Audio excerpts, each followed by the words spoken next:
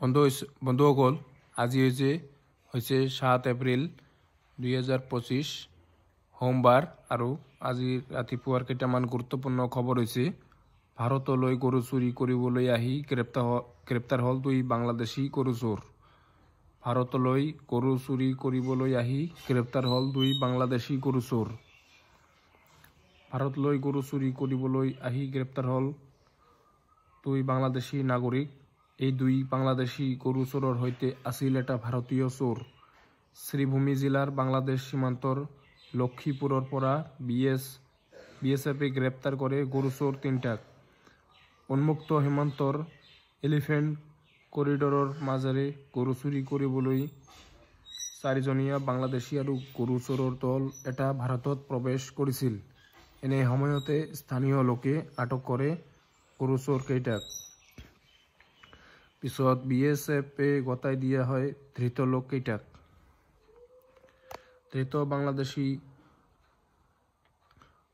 চোৰ দুটা মৌলভী বজাৰ জিলাৰ বড়লেখা থানাৰ অন্তৰ্গত ধিমাই গাঁৱৰ আব্দুল কাদিৰ আৰু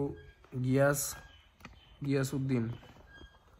আনহাতে ধৃত ভাৰতীয় চোৰটোৰ পাথাৰকান্দি থানা এলেকাৰ পশ্চিম লক্ষীপুৰৰ নুৰুদ্দিন বুলি নিশ্চিত কৰিছে বিএছএফে। চোৰকেইটাৰ পৰা কাহতীয়া তাঁৰ, কটা প্লাছ, টৰ্চ লাইট, মোবাইল ফোনসহ কিছু সামগ্ৰী জব্দ কৰিছে বিএছএফে। জানিব পৰা মতে, গৰু চুৰি কৰিবলৈ ধৃত নুৰুদ্দিনে বাংলাদেশী 4টা চোৰক লক্ষীপুৰৰ উন্মুক্ত সীমান্তৰে ভাৰতলৈ মাতি আনিছিল। 2টা বাংলাদেশী গৰু চোৰৰ আটক কৰিলেও আন 2টা বাংলাদেশী পলাই যাবলৈ সক্ষম হয়। পৰৱৰ্তী খবৰ, ৰঙানদীত বিজেপিয়েও আৰম্ভ কৰিলে পঞ্চায়ত নিৰ্বাচনক লক্ষ্য কৰি প্ৰথমখন সমাৱেশ। আগন্তুক পঞ্চায়ত নিৰ্বাচনলৈ টঙালি বান্ধিছে শাসকীয় দল বিজেপিয়ে।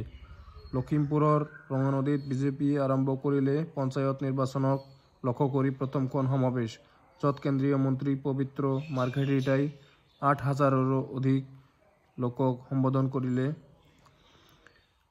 অগ্ৰগামী অসম শীৰ্ষক এক অনুষ্ঠানত যুৱনেতা ঋষিৰাজ হাজৰিকাৰ উদ্যোগত আয়োজন কৰা ৰঙানদী উন্নয়ন মঞ্চৰ বেনাৰত অনুষ্ঠিত সমাৱেশত ভাগ লৈ কেন্দ্ৰীয় ৰাজ্যমন্ত্ৰীগৰাকীয়ে সাংবাদিকক চৌধুৰী কৰে যে কংগ্ৰেছ ব্যস্ত দিল্লীত হাইকমাণ্ডৰ ঘৰত আৰু আমি ব্যস্ত ৰাইজৰ মাজত। আমি প্ৰতিটো নিৰ্বাচনক গুৰুত্ব সহকাৰে লওঁ। জনগোষ্ঠীয় লোকসকলে অখিলুৰিনৰ জাতীয়তাবাদত নস্যাৎ কৰিছে। তেওঁলোক ৰাহুল গান্ধী আৰু বাদ্ৰাৰ হকে জাতীয়তাবাদী বুলি উল্লেখ কৰে মন্ত্ৰীগৰাকীয়ে। পৰৱৰ্তী খবৰ, শিৱসাগৰত বিবাহিত মহিলাৰ সন্দেহজনক মৃত্যুক লৈ উত্তপ্ত পৰিস্থিতি। শিৱসাগৰত বিবাহিত মহিলাৰ সন্দেহজনক মৃত্যুক লৈ উত্তপ্ত পৰিস্থিতি। শিৱসাগৰত বিবাহিত মহিলাৰ সন্দেহজনক মৃত্যুক লৈ উত্তপ্ত পৰিস্থিতিৰ সৃষ্টি হয়। মৌচুমী চুলতানা 21 বছৰ নামৰ বিবাহিতা মহিলা গৰাকীক স্বামী চাহিল হাজৰিকাই পৰিকল্পিতভাৱে হত্যা কৰাৰ অভিযোগ উঠিছে। স্বামী চাহিল হাজৰিকাৰ ঘৰ দিখৌ দলঙৰ মায়াচুকত। মহিলাগৰাকীক স্বামী চাহিল হাজৰিকা আৰু মাতৃয়ে মিলি মাৰপিট কৰি ৰাজপথত পেলাই দি স্কুটি দুৰ্ঘটনা হোৱা বুলি মৌচুমী চুলতানাৰ অভিভাৱক অৱগত কৰাৰ অভিযোগ মৌচুমী চুলতানাৰ পৰিয়ালৰ লোকৰ। ঘটনাটো সংঘটিত হৈছিল যোৱা 2 এপ্ৰিলত দেওবাৰে ডিব্ৰুগড়স্থিত অসম চিকিৎসা মহাবিদ্যালয়ত কৰোণভাৱে মৃত্যুক আঁকোৱালি ল'ব লগা হয় মৌচুমী চুলতানাই। 2023 বৰ্ষত মৌচুমী চুলতানা বিবাহপাশত আবদ্ধ হৈছিল মায়াচুকৰ চাহিল হাজৰিকাৰ সৈতে। মৌচুমী বিবাহপাশত আবদ্ধ হোৱাৰ দিনৰে পৰা চাহিল হাজৰিকা আৰু মাতৃয়ে মাৰপিট কৰাৰ অভিযোগ কৰিছে মৌচুমী চুলতানাৰ পৰিয়ালৰ লোকে। ঘটনা সন্দৰ্ভত মৌচুমী চুলতানাৰ পৰিয়ালে শিৱসাগৰৰ সদৰ থানাত এজাহাৰ দাখিল কৰিছে। নিশা মৌচুমীৰ মৃতদেহ ঘৰলৈ অনাৰ সময়ত হাজাৰ হাজাৰ লোক সমবেত হৈ হত্যাকারী গ্রেপ্তারের দাবী জনায়। পরবর্তী খবর, নতুন দিল্লির যন্তর মন্তরত মেইটেই সমন্বয়ক সমিতির বিক্ষোভ কার্যসূচী। দিল্লী মেইটেই সমন্বয়ক সমিতির উদ্যোগত শতাধিক লোকে নতুন দিল্লীত কব্ৰুকাচী শীৰ্ষক এক শক্তিশালী প্ৰতিবাদী বিক্ষোভ কাৰ্যসূচী হাতত লয়। নতুন দিল্লীৰ যন্তৰ মন্তৰত বিয়লি 2 বজাৰ পৰা বিয়লি 5 বজালৈ এপথৌ কব্ৰুৰু,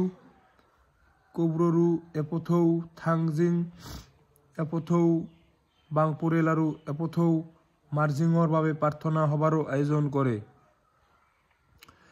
মেইটেই লোকসকলে সদৰি কৰে যে লাখ লাখ মেইটেই কব্ৰু, থাংজিং আৰু বাংপুৰেলক ৰক্ষা কৰিবলৈ নিজৰ প্ৰাণ দিবলৈ সাজু। চৰকাৰী সুৰক্ষা লৈ অথবা এই সুৰক্ষা অবিহনে মেইটেই জনসাধাৰণে নিজৰ পবিত্ৰ স্থানলৈ যাবলৈ সাজু বুলিও স্পষ্ট কৰি দিয়ে। চৰকাৰক সেই অনুসৰি কাম কৰিবলৈ আহ্বান জনায় বিক্ষোভকাৰীয়ে।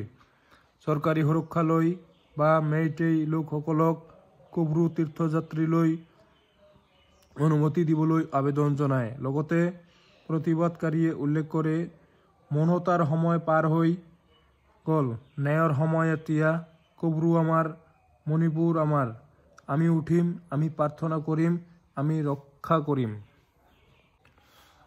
পৰৱৰ্তী খবৰ, 30 বছৰীয়া জন্মদিনত কি ক'লে অনন্ত আম্বানীয়ে। অৱশেষত অন্ত পৰিল অনন্ত আম্বানীৰ বহুচৰ্চিত পদযাত্ৰাৰ। 170 কিলোমিটাৰ দৈৰ্ঘ্যৰ এই পদযাত্ৰা দেওবাৰে দ্বাৰকাধীশ মন্দিৰত সামৰণি পৰে। 30 বছৰীয়া জন্মদিন উপলক্ষে শ্ৰীকৃষ্ণৰ আশীষ ল'বলৈ কৰা এই ধৰ্মীয় যাত্ৰাৰ শেষৰ দিনটোত তেওঁক সংগ দিয়ে মাতৃ নীতা আম্বানী আৰু পত্নী ৰাধিকা মাৰ্চেণ্টে। দ্বাৰকাধীশত প্ৰাৰ্থনা কৰাৰ অন্তত অনন্ত আম্বানীয়ে সকলোকে ৰাম নৱমীৰ শুভেচ্ছা জ্ঞাপন কৰি কয়, এয়া মোৰ ধৰ্মীয় যাত্ৰা। ভগৱানৰ নাম লৈ যাত্ৰা আৰম্ভ হৈছিল আৰু ভগৱানৰ নাম লৈ যাত্ৰা সম্পূৰ্ণ হৈছে। ভগৱান শ্ৰী দ্বাৰকাধীশে আমাৰ প্ৰতি অতি দয়া কৰিছে। ইয়াৰ বাবে মই ভগৱান শ্ৰী দ্বাৰকাধীশক বহুত বহুত ধন্যবাদ জনাইছোঁ। আজি মোৰ পত্নী আৰু মা আহিছে। দেউতাই মোক সদায় সহায় কৰিছে। আনহাতে পত্নী ৰাধিকা মাৰ্চেণ্টেও সংবাদ মাধ্যমৰ আগত প্ৰকাশ কৰে মনৰ অনুভৱ। তেওঁ উল্লেখ কৰে, আজি অনন্তৰ 30 বছৰীয়া জন্মদিন। আমি গৌৰৱান্বিত যে আজি আমি ইয়াত অনন্তৰ জন্মদিন উদযাপন কৰিছোঁ। অনন্তক তেওঁৰ পদযাত্ৰা সফল কৰি তোলাৰ বাবে আশীৰ্বাদ দিয়া সেই সকলোকে ধন্যবাদ জনায় পত্নী ৰাধিকা মাৰ্চেণ্টে।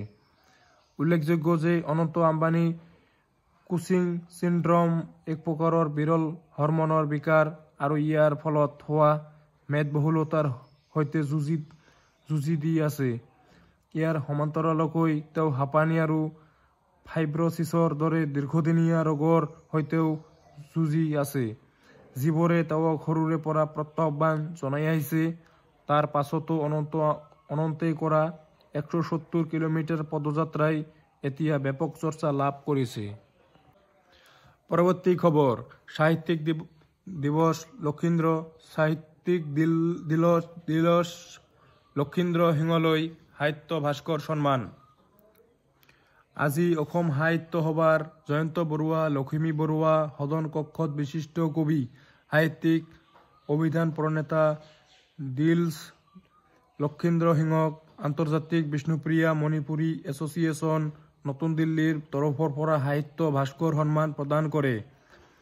বন্তি প্ৰজ্বলনৰ অন্তত আশুতোষ সিংহই পৰিৱেশন কৰা গীতেৰে আৰম্ভ কৰা সভাৰ আদৰণি ভাষণ দিয়ে এছ'চিয়েশ্যনৰ সাধাৰণ সম্পাদক প্ৰেমানন্দ সিংহই।